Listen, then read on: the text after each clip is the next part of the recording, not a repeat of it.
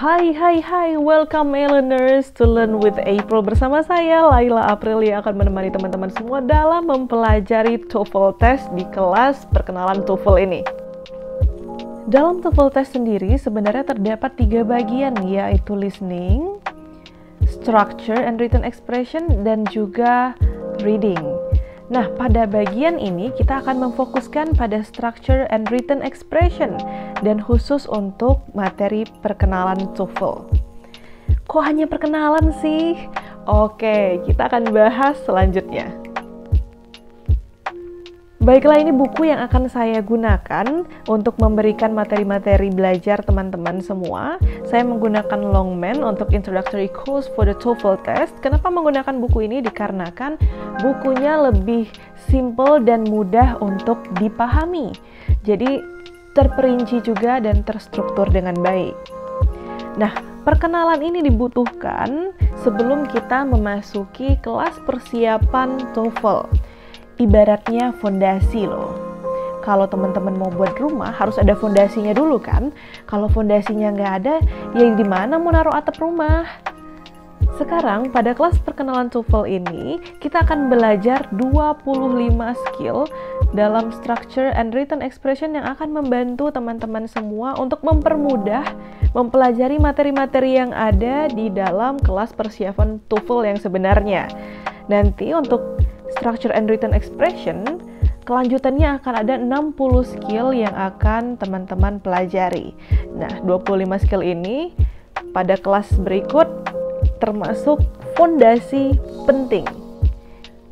Oh iya, di buku ini juga lengkap kalau teman-teman nanti mau belajar untuk listening dan reading juga bisa loh.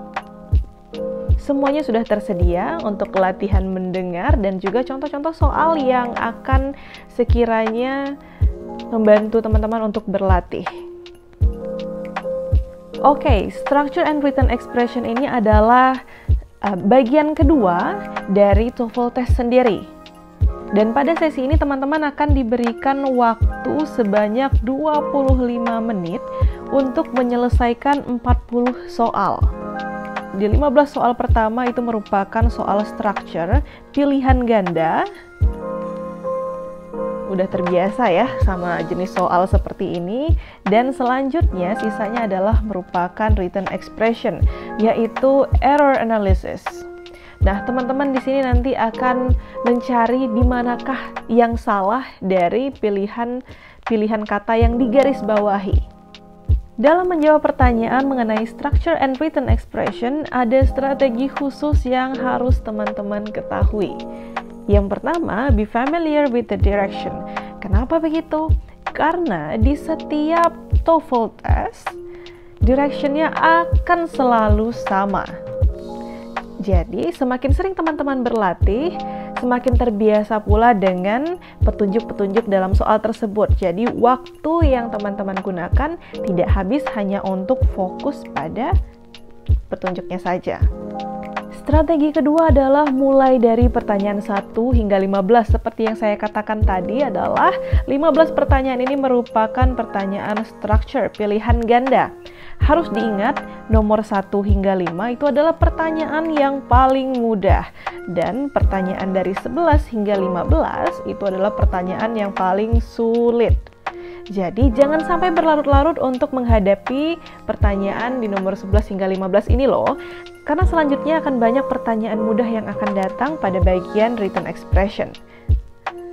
Selanjutnya, jika teman-teman masih memiliki banyak waktu, teman-teman bisa kembali lagi ke bagian tersulit, yaitu di nomor 11 hingga 15. Dan untuk written expression sendiri, bagian tersulitnya adalah pada nomor 36 hingga 40. Selanjutnya yang wajib dan harus banget diingat adalah never leave any questions blank on your answer sheets. Kenapa gitu? Karena tidak ada nilai minus pada TOEFL test ini. Semuanya harus diisi. Siapa tahu bener kan? Ayo sekarang kita masuk pada strategi untuk menjawab pertanyaan structure nih. Yang pertama teman-teman harus selalu mempelajari dulu kalimatnya. Harus analisa kalimat dalam soal tersebut. Mengapa harus dianalisa? Karena kita akan mencari apa yang dibutuhkan. untuk melengkapi kalimat tersebut. Setelah menganalisa kalimat dalam pertanyaan, maka pelajarilah setiap jawaban dan eliminasi. Eliminasi apa saja yang tidak termasuk, yang tidak mendukung dalam kalimat di atas. Ini harus diingat, jangan mengeliminasi kalimat yang kita rasa nggak cocok hanya karena melihat dari sisi jawabannya saja. Belum tentu yang kita lihat nggak cocok itu tidak cocok. Siapa tahu ada faktor-faktor lain nih di soal, ada kategori atau kata kunci tertentu yang ternyata itulah jawabannya. Selalu, never leave any answers blank. Oke? Dan jangan menghabiskan waktu terlalu banyak dalam structure question karena ini hanya 15 soal. Dan masih ada 25 soal lagi yang akan teman-teman hadapi di written expression. Bisa teman-teman lihat sekarang pada layar teman-teman semua, ini adalah contoh pertanyaan yang akan teman-teman hadapi pada bagian structure, pilihan ganda. Ayo kita coba analisa dulu kalimat di atas, apa yang dibutuhkan untuk melengkapi kalimat tersebut. Yang pertama, kita sudah bertemu dengan kata greeted. Nah, greeted di sini termasuk verb. Sebuah kalimat harus memiliki subjek dan verb. Oke? Subjek selalu datang sebelum kata kerja. Well, di sini ada yang kosong. Apa yang dibutuhkan? Subjek. Benar. Subjeknya dibutuhkan untuk melengkapi kalimat di sini. Siapa sih subjek yang pas? Ingat loh, subjek merupakan kata benda. Noun. Mana sekiranya di pilihan A, B, C, and D yang noun dan cocok untuk melengkapi? Kita lihat dari pilihan jawaban A. Ada kata kunci di sini, AL. Semua kata di bahasa Inggris yang berakhiran dengan AL itu rata-rata merupakan adjektif, kata sifat. If termasuk konektor. Loh, berarti jawabannya bukan A dan juga bukan B. Selanjutnya ada dua nih. Yang C adalah my friends dan yang D adalah them. Mana yang cocok? Benar. Jawaban yang tepat adalah C. My friends. Kenapa bukan D? Sedangkan D artinya mereka. Ingat loh, them merupakan objek dari kata dasar they. Nah, untuk subjek kita gunakan they, sedangkan objek kita gunakan them. Maka yang tepat di sini adalah my friends greeted me enthusiastically at the front door. Begitu kurang lebih cara menganalisa pertanyaan. Nanti sekiranya setelah teman-teman mempelajari semua skill tersebut akan lebih mudah dalam menganalisa pertanyaan-pertanyaan yang akan teman-teman hadapi dalam TOEFL test ini. Yuk kita geser ke written expression. Jujur ya, saya sangat suka sekali dengan pertanyaan written expression ini. Kenapa? Karena menurut saya ini adalah hal yang paling mudah dan saat kita menganalisa soal melihat keyword, ini adalah hal yang paling memuaskan. Teman-teman wajib mencobanya. Well, cara dan strategi untuk menjawab pertanyaan written expression adalah yang pertama teman-teman harus melihat kata yang digarisbawahi. Jadi akan terdapat 4 kata yang digarisbawahi dalam pertanyaan tersebut. Akan ada pilihan A, B, C, or D. Dan salah satu dari kata tersebut adalah salah dan tidak cocok berada di dalam kalimat. Selanjutnya, ketika teman-teman tidak dapat menemukan bagian yang error saat melihat keempat kata tersebut, maka teman-teman harus membaca complete sentence. Biasanya akan ada keyword seperti yang saya bilang tadi, sebelum atau sesudah kata yang digarisbawahi. Dan yang terakhir seperti biasa, jangan pernah tinggalkan jawaban kosong. Jawab saja, walaupun mungkin teman-teman tidak tahu apakah itu benar ataupun salah, atau teman-teman ragu. Inilah kalimat yang akan teman-teman lihat dalam written expression. Ayo kita analisa, terdapat 4 kata di sini. The first is the, and the second is the study, or, and accurate. Yang mana kira-kira yang salah?